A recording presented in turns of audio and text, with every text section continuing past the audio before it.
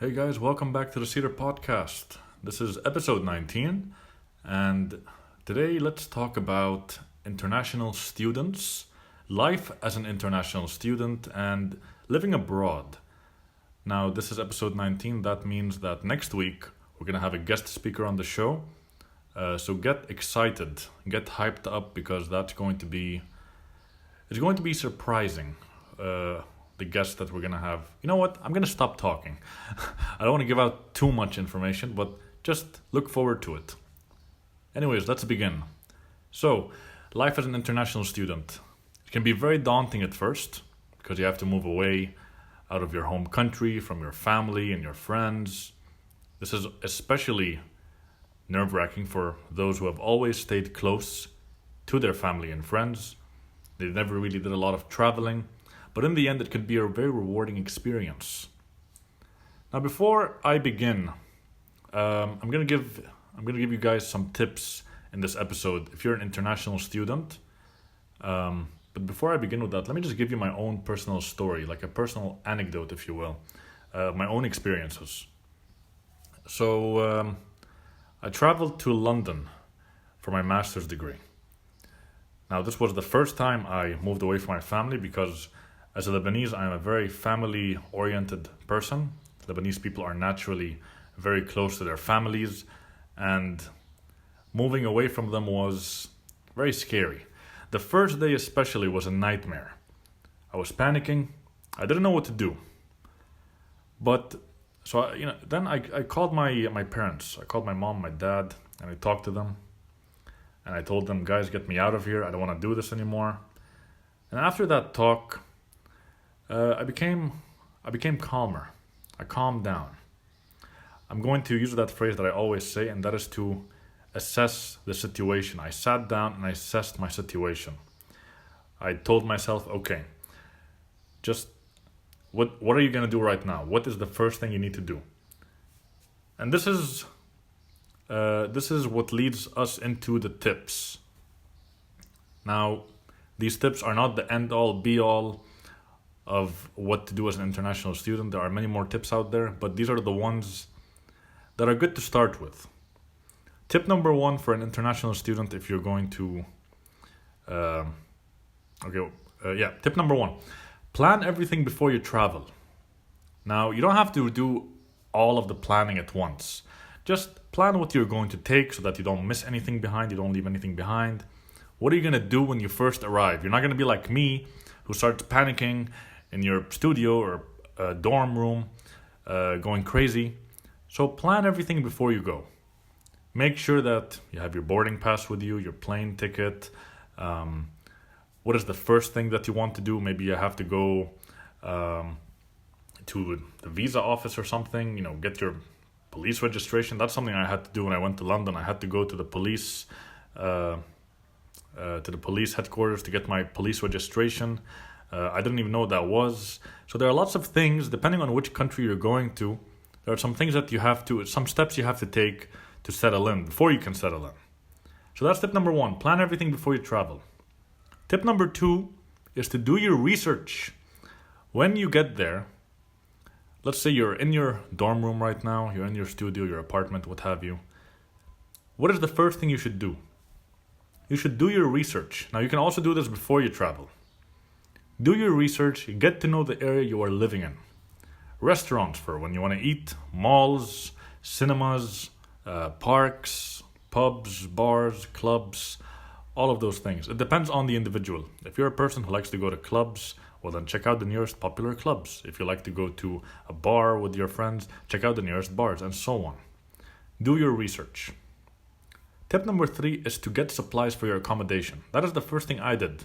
So after that initial panic, I told myself, okay, what do I need right now? I need to get some supplies. I need to get some things for the house.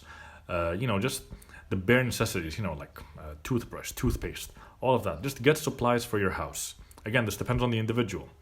Go to the nearest supermarket. And, that's another thing. Find out the nearest, where the nearest supermarket, grocery store is. That is a lifesaver. You're gonna need that. So go and get supplies. Get supplied up. Number 4 is to work on your financial management. Now, when you're living as an international student, people, you're going to start spending more money because you're independent. You don't have anyone telling you what not to buy, what to buy. But this is the most important time for you to start working on your financial management. Start managing your finances.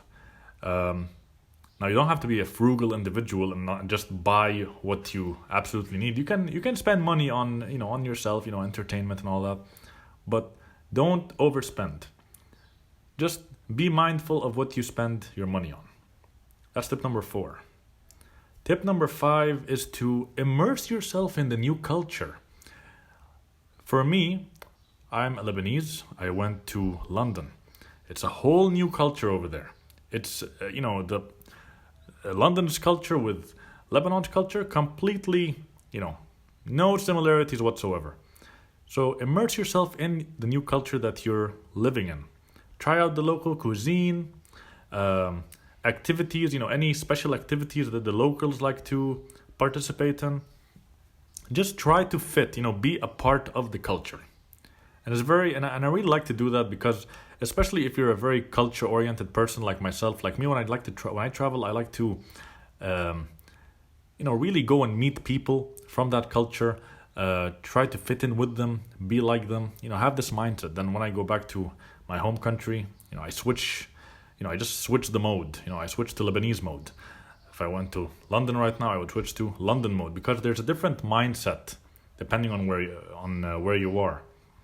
Like, for example, when I was in London, it was I don't know how to describe it. It was just different. It felt different. I would do things in London that I wouldn't do here, because I don't have the option to do it here. So that's tip number 5 in a nutshell. Just immerse yourself in a new culture. Number 6 is to look at transportation options. Now, depending on where you live, let's say you're like me and you live a long distance away from wow, I can't even talk. You live a long distance away from your university. I had to take the train every day to go to university. Now, it might be different for you. Your university might be in walking distance from your house, maybe car distance, bicycle, bus, many options. Look at your transportation options. Tip number 7 is to get familiar with the grading system at your university. This is especially important because let's say that you are used to the GPA system back in your home country, but the country that you're visiting doesn't really use a GPA system, they use a letter grading system. That might come as a shock later on. So start getting familiar with it from the beginning. Tip number 8 is to meet people. This is, needless to say, a very, very, scary thing for people. Oh my God, I have to meet people? What? I have to make friends? What are you talking about? But this is honestly one of the easiest things ever. Just go up to people and talk to them. I don't know why, but there are many people who just don't like to talk with new people. They just like to stay in their close circle of friends. And I can understand that, but sometimes you have to meet people. Like, let's say you're sitting with your friend and your friend's friend comes and sits down with you guys. Are you just going to shut down, and not talk to both of them? Or are you going to converse, This is what I mean. Be social, socialize with people. Get to know them. These are your new friends after all. There are, you're going to be alone in that new country that you're going to, presumably. Again, this is coming from the perspective of myself. When I went to London, I didn't know anyone. So get to know people. I remember the first day of me going to London, I didn't know anyone. I felt lonely. I felt alone. I was like, wow, I need to go and meet new people right now. And on the first day, I already met like 5 people. And I got their numbers. So, do that. Socialize. And that's all of the tips I have for today. Again, the videos that are in a list format might have a part 2 somewhere down the line. But this is good enough for today, I feel. Let's just go over them to recap. Tip number 1 is to plan everything before you travel. Tip number 2 is to do your research, get to know the area you are living in. Tip number 3, get supplies for your accommodation ASAP. so you don't have to rush later on. Oh my god, I don't have any toilet paper. I need to go at 10 p.m. to the grocery store to get toilet paper. I'm talking from experience. That happened to me. Tip number 4 is to start managing your finances properly. Number 5, immerse yourself in a new culture. Number 6 is to look at the different transportation options. And number 7 is to get familiar with the grading system at your university. And finally, tip number 8 is to meet people with common interests and get to know them. Now, there might be some tips that are very, you might blast me later, telling me, wow, I can't believe you missed this tip. This is a very important tip for an international student. Well, again, these are not all of the tips that, there are many more tips out there for international students that I might have missed. But again, there might be a part 2 down the road. But I think that is all for this episode. I hope you enjoyed it. Look forward to next week. We're going to have a guest speaker, our second guest speaker on the Cedar podcast.